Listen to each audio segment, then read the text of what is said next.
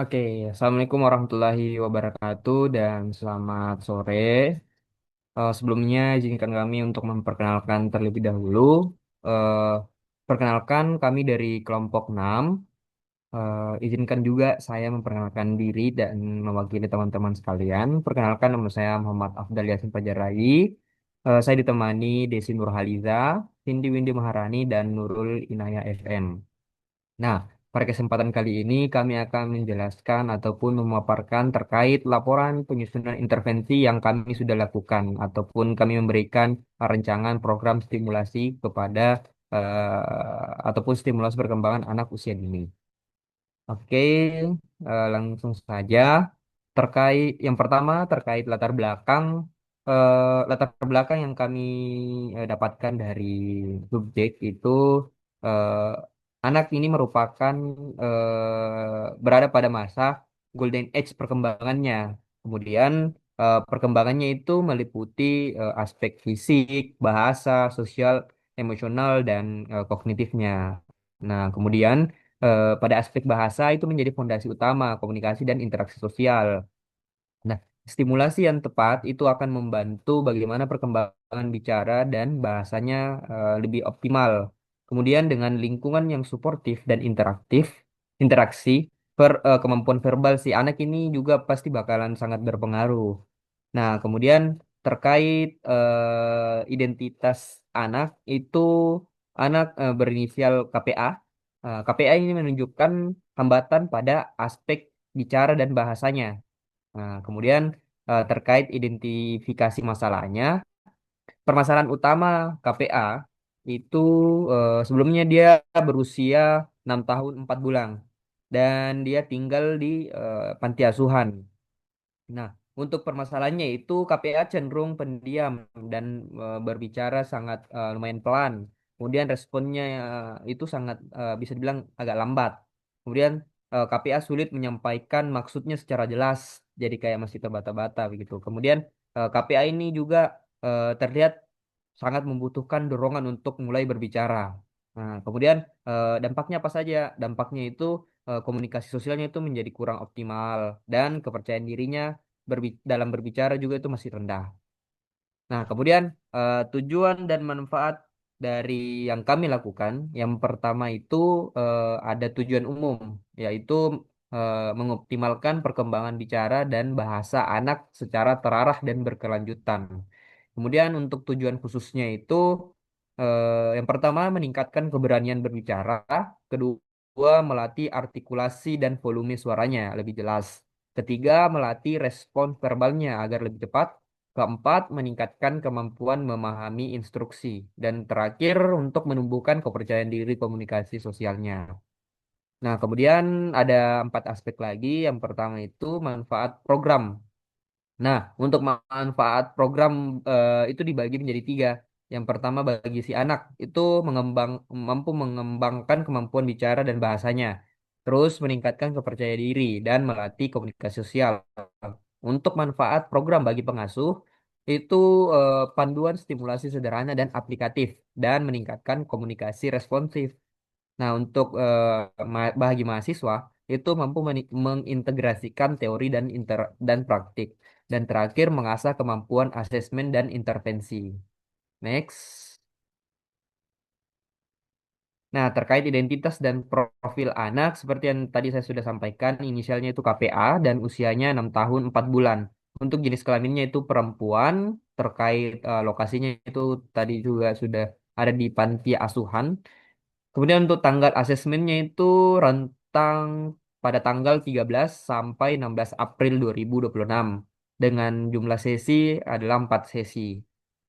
Untuk karakteristik dari anaknya itu si anak itu menyukai menggambar dan menari.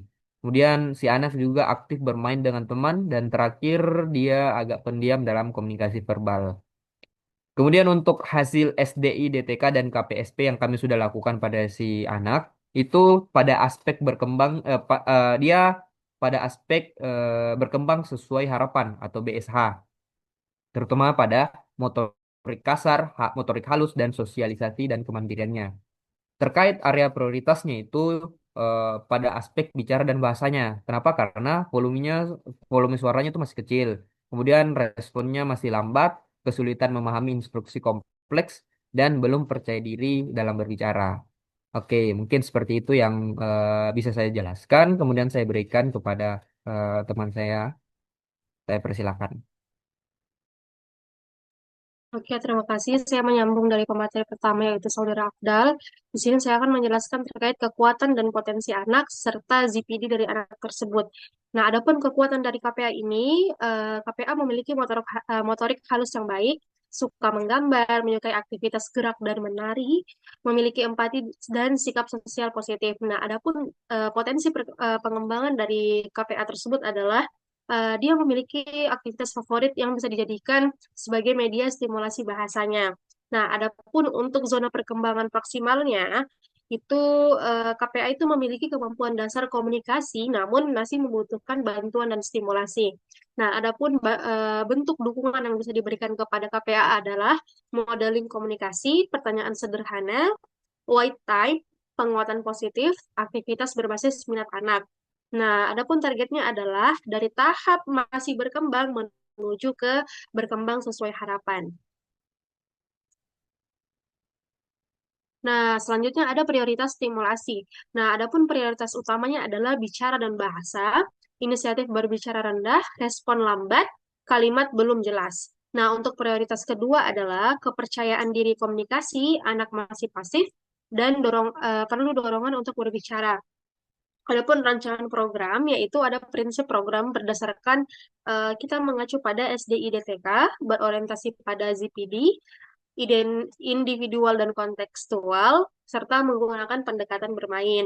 Nah, strategi utamanya itu menggambar sambil bercerita, aktif tanya jawab, sambil cerita interaktif, sama bermain peran. Em, Selanjutnya ada pemateri selanjutnya saya persilakan. Oke, baik. Jadi di sini untuk seksi pertama itu ada gambarku adalah ceritaku. Jadi untuk tujuannya itu anak mampu menyebutkan dan menceritakan hasil gambar sederhana. Kegiatannya yaitu anak menggambar bebas, terus fasilitator bertanya tentang gambar, anak menjelaskan gambar dengan kata sederhana. Untuk hasilnya anak antusias, anak mulai mampu menyusun 2 sampai 3 kata, terus respon verbal meningkat. Terus yang kedua ada tanya jawab seru. Jadi tujuannya anak mampu merespon pertanyaan sederhana secara verbal. Kegiatannya tanya jawab aktivitas sehari-hari, pertanyaan sederhana, memberikan waktu berpikir. Dengan hasil respon lebih cepat, jawaban lebih relevan, mulai percaya diri dan berbicara. Next. Di sini pada sesi ketiga itu tujuan ayo bercerita bersama. Tujuannya anak mampu berbicara lebih jelas saat diberikan pertanyaan. Kegiatannya itu mendengarkan cerita, tanya jawab isi cerita, latihan lawan kata dan bahan benda. Untuk hasilnya anak fokus dan antusias, mulai menyusun kalimat sederhana dan pengucapan mulai lebih jelas. Terus yang sesi terakhir itu atau sesi 4 main peran bareng teman dengan tujuan meningkatkan keberanian komunikasi sosial. Kegiatannya itu bermain peran dokter pasien, anak berbicara sesuai peran, fasilitator memberi contoh komunikasi. Untuk hasilnya sendiri itu anak menikmati permainan, mulai berani berbicara, kepercayaan diri meningkat. Nah, untuk strategi scaffoldingnya itu tahapan scaffolding yang pertama modeling dan contoh langsung, kedua pertanyaan sederhana, ketiga diskusi interaktif, yang keempat feeding bantuan secara bertahap. Untuk teknik pendukungnya sendiri itu wait time, penguatan positif, pertanyaan terbuka, pendekatan suportif. Di sini ada keterlibatan pengasuh. Jadi di sini ada peran pengasuh. Yang pertama ada mitra aktif stimulasi bahasa, memberikan kesempatan komunikasi, menciptakan suasana nyaman. Untuk kegiatan rutin itu yang pertama tanya jawab santai, kedua dilakukan saat makan atau bermain. Kalau untuk ceritaku hari ini itu anak menceritakan aktivitas harian. Next, mungkin saya persilahkan pada pemateri selanjutnya. Oke, eh, baik, terima kasih. Saya akan melanjutkan tentang evaluasi dan hasil program.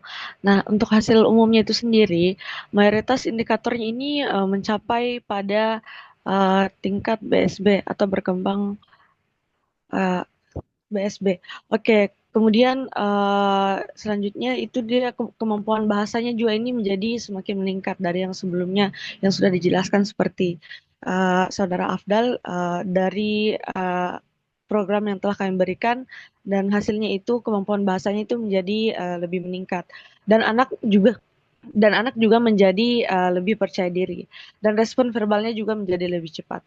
Kemudian perubahan positifnya anak atau KPA ini dapat menjawab dengan 2 sampai 3 kata dan berani berbicara eh, tanpa malu-malu lagi pada yang sebelumnya dan kalimatnya juga menjadi lebih jelas. Partisipasi sosialnya juga menjadi lebih meningkat.